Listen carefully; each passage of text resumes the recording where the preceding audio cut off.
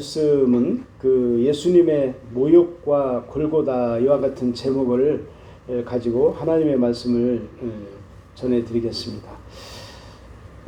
우리는 그 예수를 믿는다고 하면서 축복, 또 형통, 또 범사의 잘됨을 많이 강조하고 또 그렇게 되기를 위해서 기도하고 매달리는 그러한 신앙을 보게 됩니다. 또한 제 자신도 여기에 자유롭지 못할 때가 있습니다. 하지만 오늘 말씀을 통하여 잘못된 우리의 신앙관을 바로 세우는 그러한 계기가 되기를 바랍니다. 예수님의 십자가 사건을 통하여 진정 예수님의 그 우리에 대한 진실한 그러한 사랑의 의도는 무엇이었는가를 깨닫게 되기를 원합니다. 오늘의 말씀은 주님께서 금요일에 잡히시고 또한 순환을 당하신 그 사건의 연속 부분으로 로마 총독 빌라도의 예수님 신문과 또한 사형 집행 허가에 이어서 로마 군병들의 예수님 희롱 사건과 또한 골고다의 이동에 대해서 말씀을 전하고자 합니다. 이러한 본문의 말씀을 보면은 로마의 그 군병들은 예수님께 왕의 상징인 홍포를 입히고 그리고 가시 면류관을 씌웠으며 홀 대신에 갈대를 손에 쥐어주고 그리고 경배하는 그러한 흉내를 냈습니다. 그런가 하면은 그들은 예수님께 침을 뱉고 또한 갈대를 빼앗아 가지고 돌아가면서 예수님의 머리를 치기도 했습니다. 얼마나 이게 모욕적인 그런 상황입니까? 그럼에도 불구하고 예수님께서는 일체의 조롱과 멸시를 묵묵히 참고 견디셨습니다. 예수님은 실로 만왕의 왕이시요 또한 천지 우주 만물의 창조자이시고 또한 주제자이신 제2의 성자 하나님은 인류 대속 사역을 위해서 세속의 일개 군병들의 모욕까지도 참으신 것입니다. 이러한 그의 모습은 이사야 53장 3절에 이렇게 나와 있죠. 그는 멸시를 받아서 사람들에게 버림을 받았으며 간고를 많이 겪었으며 질고를 아는 자라. 마치 사람들이 그에게서 얼굴을 가리는 것 같이 멸시를 당하였고 우리도 그를 귀히 여기지 아니하였도다 라고 이렇게 말씀을 하고 계십니다. 이와 같이 예언된 메시아의 그 처절한 그런 멸시와 능력으로 인한 고난의 모습을 그대로 보여주는 것이라 할 수가 있습니다.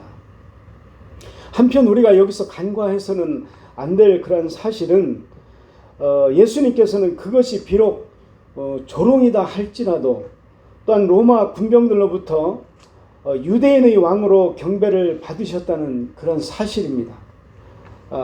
즉 유대인이 아닌 이방인들로부터 예수님께서는 유대인의 왕으로 경배를 받으신 것입니다. 이것은 동방박사들의 아기 예수께 대한 그런 경배와는 비교할 수 없는 일이지만 이것은 분명 열방의 모든 족속이 주 앞에 경배할 때를 맞이하신 것에 대한 전조였습니다. 17절에 보면은 병사들이 예수님에게 자색 옷을 입히고 그리고 머리에 가시로 만든 면류관을 씌운 것이 나옵니다. 자색 옷은 왕이 입는 옷이었습니다. 그러나 군병들은 예수님을 유대인의 왕으로 꾸미고 놀리고자 이 옷을 입혔을 뿐입니다. 여기에 그 로마의 군병들은 하나님이 세우신 선민 이스라엘 백성들이 아니고 엄격히 말하면 이방인인 것입니다. 그 이방인인 그 군병들이 예수님에게 왕으로 이렇게 왕이 입는 옷을 입히고 그 왕에게 경배하는 듯이 이제 놀리고자 하는 뜻에서 경배를 하였지만은 여기에는 사실은 깊은 뜻과 깊은 의미가 있는 것입니다. 또한 가시면류관도 왕의 그 면류관을 나타내는 것으로 예수님을 조롱하고자 만들었습니다. 거룩하신 하나님의 아들이 군대 하급자들의 그 조롱거리가 된 광경을 우리는 잊지 말아야 합니다. 그럼에도 불구하고 하나님께서는 우리에게 구원의 길을 마련하신 것은 참으로 놀라운 은혜임을 우리가 잊지 말아야 합니다. 예수님이 당하시는 고난을 단지 조롱거리로 본 이 군병들의 모습 속에서 우리는 완악한 인간의 그 실상, 또 곧 우리 자신의 이전의 모습을 발견하게 됩니다. 그들은 예수님의 고난을 당연히 받아야 할 그러한 조롱거리로 받는 줄 알았을 뿐, 그분의 고난이 자신들의 죄를 위함이라는 사실은 꿈에도 몰랐습니다. 그분은 우리를 위한 화목 제물로 이 세상에 오셔서 우리의 죄를 위해서 고난을 받으신 것입니다. 그분이 당하시는 고통이나 고난은 모두가 우리를 위한 것이었습니다. 그런데도 예나 지금이나 적지 않은 그런 많은 사람들이 당시의 군병들처럼 예수님을 조롱함으로써 예수님의 고난을 즐기고 있습니다. 그들은 스스로 자신이 악한 자라고 증거하고 있다라고 할 수가 있습니다. 생명의 근원이신 하나님은 우리 모든 사람이 구원 얻기를 원하십니다. 망하는 사람들, 그래서 지옥에 들어가게 될 그런 자들이 많아지기를 원하는 것은 사탄뿐인 것입니다. 그러므로 우리는 의인의 고난뿐 아니라 죄인들이 당하는 고난에 대해서도 우리는 관심을 기울여야 합니다. 우리 중에 누가 이들의 고난을 즐거워한다면 예수님의 고난을 즐거워한 로마 병사들과 다를 것이 없는 것입니다. 성도는 언제든지 하나님의 마음을 헤아리고, 또한 그분이 기뻐하실 때 기뻐하고, 또한 그분이 원치 않으시는 일은 단호하게 멀리해야 합니다. 악인이 망하는 것을 기뻐하는 이들은 죄인을 위해서 고난받으신 주님을 조롱하는 자들과 다를 게 없는 것입니다. 18절에 보면은 총독의 관저에 모여서 예수님을 왕처럼 꾸민 병사들이 신하의 예를 갖추면서 예수님을 조롱한 것이 나옵니다. 그들이 뭐라고 했습니까? 유대인의 왕이여 평안할지어다. 이런 인사말은 예수님을 조롱하기 위해서 만들어낸 그런 말입니다. 그들은 조롱하느라고 그렇게 말했지만 사실 예수님이야말로 진정한 왕이셨지 않습니까? 그것도 유대라는 일개 소국의 그 왕이 아니라 하나님께 모든 권세를 위임받은 만왕의 왕이십니다. 그분은 이 땅에서만이 아니고 하늘에서도 왕이시기 때문에 모든 피조물이 다 그분의 지배 아래에 있습니다. 우리가 예수님에 대해서 말할 때 언제나 이 점을 간과해서는 안 됩니다.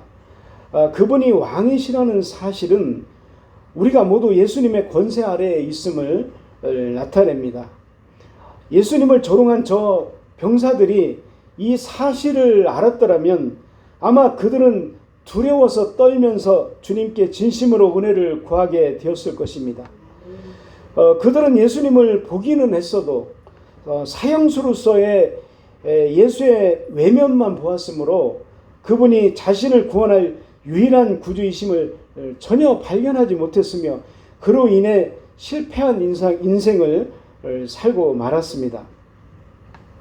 이처럼 예수님이 누구인지 알지 못하는 이들은 모두가 실패한 인생을 살게 됩니다. 여러분, 예수님을 조롱하던 이 군병들이 인생의 마지막 법정에서 예수님을 대할 때에 그들이 어떤 심경이 될 것인지 한번 상상을 해보십시오. 한 걸음 더 나아가서 그 군병의 자리에 우리 자신을 둔다면 아마도 우리가 소름이 끼칠 것입니다.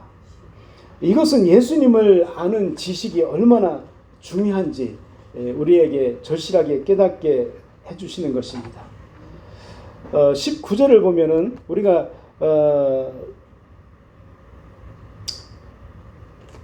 19절에 보면 군병들은 갈대로 예수님의 머리를 치면서 침을 뱉고 꿇어 절하는 신용을 했습니다.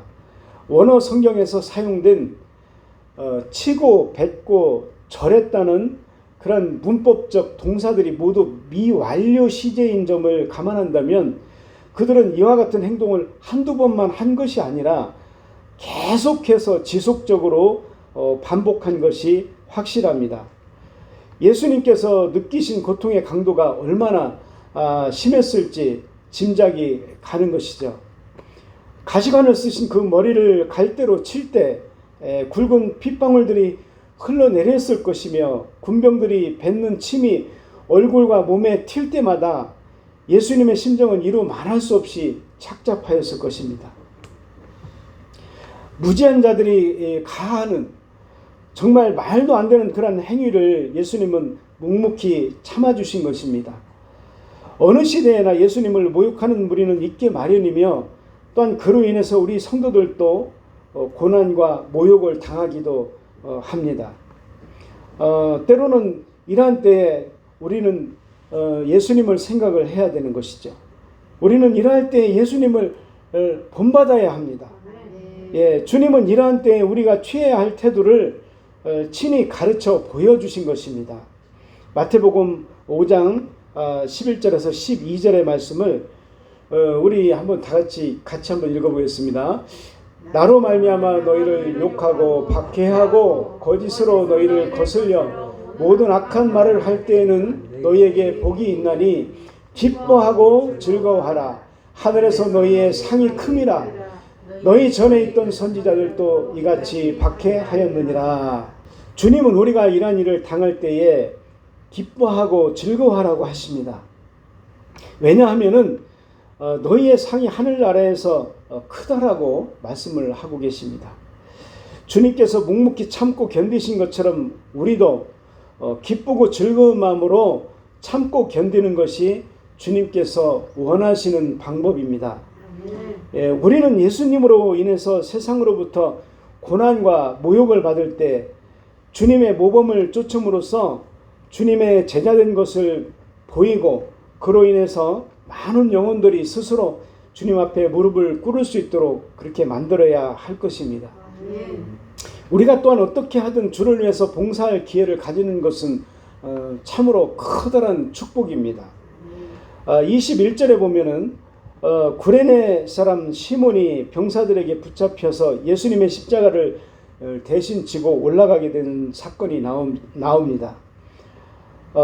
그때 당시 사형 집행 절차가 시작되었으므로 예수님 자신이 십자가를 지고 골고다를 가시는 중이었는데 아마도 예수님께서는 무리한 철야 신문과 또한 병사들의 조롱과 또한 채찍질 등으로 인해서 예수님께서 기진맥진하시자 정말 예수님께서 더 이상 십자가를 지고 갈 수 없다라고 판단한 병사들이 마침 6월절 절기를 지키기 위해서 구레네에서 예루살렘에 왔다가 십자가를 지고 골고다로 예수님을 십자가를 지고 골고다로 가는 그런 예수님을 구경하던 그 시몬을 잡아서 억지로 예수님의 십자가를 대신 지도록 이렇게 하였던 것 같습니다.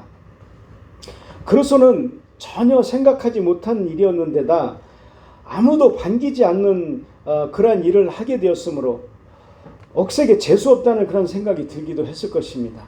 당시의 십자가는 정말 아주 극한 처형의 그 죄수들이 십자가를 지고 가는 것이었기 때문에 그 십자가를 누가 대신 지고 간다는 것은 별로 그렇게 기분 좋은 일이 아니었을 것입니다. 그런데 그러한 상황에서 그렇다면 시몬이 예수님의 십자가를 대신 지고 감으로써 주님에 대한 봉사를 한 일이 과연 그처럼 재수 없는 그런 일이었습니까? 그렇지 않습니다. 결코 그렇지 않다는 것이 오히려 시몬에게는 그것이 커다란 축복이었습니다. 예, 그는 이 사건을 계기로 그리스도인이 되고 예수님의 자녀가 되고 구원받았음에 틀림이 없습니다. 본문은 그 시몬이 알렉산더와 루포의 아비라고 밝히고 있습니다. 이는 알렉산더와 루포가 초대 교회에 널리 알려진 인물임을 시사하고 있습니다. 로마서 16장 13절을 한번 보면은 주 안에서 택하심을 입은 루포와 그의 어머니에게 문안하라. 그의 어머니는 곧 내 어머니이니라. 이 말을 누가 했습니까? 사도 바울이 한 것입니다. 그렇죠? 예. 실제로 루포는 마가복음의 1차 수신자인 로마 교회의 지도자 가운데 한 사람으로 바울이 그와 그의 어머니에게 문안 인사를 하기도 한 것입니다. 알렉산더도 비록 그 성경에 다른 언급은 없지만은 초대교회에서 매우 큰 활약을 하였을 것입니다. 그리고 이는 시몬이 이 사건 이후에 예수님을 믿고 구원받았음을 나타내는 것입니다. 여러분 보십시오. 과연 시몬이 당한 일이 그렇게도 재수없는 일이었습니까? 세속적인 눈으로만 보면은 시몬이 당한 일은 무척이나 운이 나쁜 일이었습니다. 하지만 그는 비록 자의적이지는 않았지만은 주를 위해서 봉사할 기회를 가지게 된 아주 특별한 그런 사람이었습니다.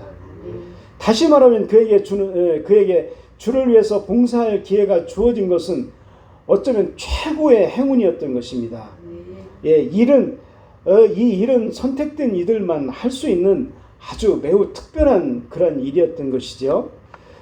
그리고 그 결과는 엄청난 축복을 누리게 됩니다. 주를 위해서 헌신하는 사람은 하늘의 복과 땅의 복을 함께 누립니다. 예, 시몬은 자기의 의지와 무관하게 이 일에 참여한 것에 대해서 훗날 하나님의 은혜를 생각하며 두고두고 감사했을 것입니다. 우리가 22절에 보면은 군병들은 예수님을 해골의 곳이라고 하는 뜻을 가진 그러한 골고다 언덕으로 끌고 갔습니다. 이는 아마 그 지형이 그 해골처럼 생겨서 붙여진 이름일 것입니다. 이곳은 또한 그 갈보리로도 불리워졌습니다. 그런데 우리는 여기서 예수님이 왜 이곳에 끌려오시게 되었는지를 우리가 주목을 해야 합니다. 그분은 원하시기만 하면은 얼마든지 이러한 수치와 모욕과 고통을 겪지 않을 수가 있었습니다. 그런데도 주님은 무엇 때문에 굳이 이 길을 택하여 가신 것일까요? 그것은 골고다의 길, 또한 십자가의 길이 하나님의 뜻, 하나님 아버지의 뜻이라고 생각했기 때문입니다. 또 그렇게 믿고 또한 그렇게 확신했기 때문에 그 말씀에 대해서 두말 없이 순종하신 것이죠. 마태복음 26장 39절을 보면은 조금 나아가서 얼굴을 땅에 대시고 엎드려 기도하여 이르시되 내 아버지여 만일 할만하시거든 이 잔을 내게서 지나가게 하옵소서. 그러나 나의 원대로 마옵시고 아버지의 원대로 하옵소서 하시고 이렇게 말씀을 하셨죠. 주님께서 중시하신 것은 언제든지 자신의 생각이 아니라 하나님 아버지의 뜻이었다는 것입니다. 성도로서 우리가 취해야 할 태도도 이것인 것입니다. 무슨 일이든지 그것이 하나님께서 원하시는 일이라면은 우리는 기쁜 마음으로 실행을 해야 하지만 그렇지 않으면 가차없이 포기해야 하는 것입니다. 우리는 하나님의 뜻이 가장 우선이고 하나님의 뜻대로 하나님의 표대만을 바라보며 좌루나 우루나 치우치지 말고 하나님만 바라보고 나아가야 하는 것이 우리의 신분인 것입니다. 또한 그 고린도전서 10장 31절을 한번 보겠습니다. 그런즉 너희가 먹든지 마시든지 무엇을 하든지 다 하나님의 영광을 위하여 하라라고 말씀하고 있습니다. 우리는 사람에게 부름받은 그런 사람의 종이 아니라 하나님의 부르심을 받은 왕같은 그런 제사장이기 때문에 우리가 언제나 염두에 두어야 할 것은 하나님의 뜻인 것입니다. 사람들은 필요에 따라서 일꾼들을 고용합니다. 그렇죠? 포도원 주인이 이른 아침에 인력시장에 나가서 일꾼들을 데려오는 것도 포도원에 일할 것이 많기 때문이듯이 하나님께서 우리를 불러서 우리를 일꾼으로 세우시는 것도 우리들을 통해서 하셔야만 할 일이 하나님께서 보시기에 많기 때문인 것입니다. 성도는 언제든지 이러한 사실을 유념하고 또한 자신의 생각과 또한 계획에 따라서 사는 것을 포기해야 합니다. 우리가 무엇을 하고 또 어떻게 살아야 하는지를 우리가 부르신 하나님께서 이미 정해 두셨기 때문에 우리는 이것에 최선을 다하면서 살아야 하는 것입니다. 우리의 계획과 우리의 어떤 하고자 하는 것이 있다 하더라도 가장 우선적인 것은 하나님의 뜻과 하나님의 섭리와 하나님의 예정에 우리는 순종해야 하는 것입니다. 주님의 이름을 부르면서 여전히 자기의 뜻을 위해서 사는 사람들은 어쩌면 그 신앙에 심각한 문제가 있는 것이라고도 말할 수가 있는 것입니다.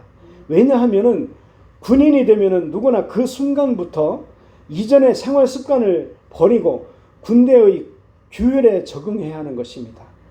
일어나는 시간이나 또한 잠자리에 드는 시간부터 하루의 모든 일과라든지 업무 이외의 시간에 이르기까지 군대의 규율에 따라야 하는 것입니다. 성도의 생활도 이와 같은 것입니다. 성도도 하나님과 그의 나라를 위해서 우리는 부름을 받은 자들로서 하나님의 법을 따라야 하는 것입니다. 우리는 주님이 십자가의 길을 묵묵히 가심으로 보여주신 그러한 모범을 쫓아서 우리가 인생을 살아갈 때에 하나님께 인정받는 우리의 그 신앙인들이 다 되어야 하겠습니다. 이런 찬양이 있죠.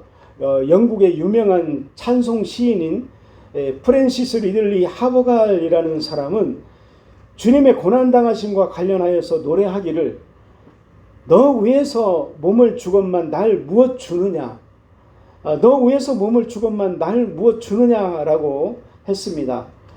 참으로 우리 주님께서는 거룩하신 하나님의 아들로서 존귀와 영광을 세세토록 받으셔도 부족한 그런 분임에도 불구하고 우리를 위해서 당신의 몸을 버리시고 죄인들을 위해서 멸시와 수욕과 모든 그런 것을 다 고초를 당하셨습니다. 우리는 이러한 주님을 위해서 정말 우리는 주님에게 무엇을 드리고 있습니까? 우리는 오늘의 말씀을 통해서 우리의 몸을 바쳐서 우리의 생명을 바쳐서 정말 주님을 위해서 헌신해야 하지 않겠습니까? 이러한 우리 모두가 다 되시기를 예수님의 이름으로 간절히 기원합니다. 기도하시겠습니다.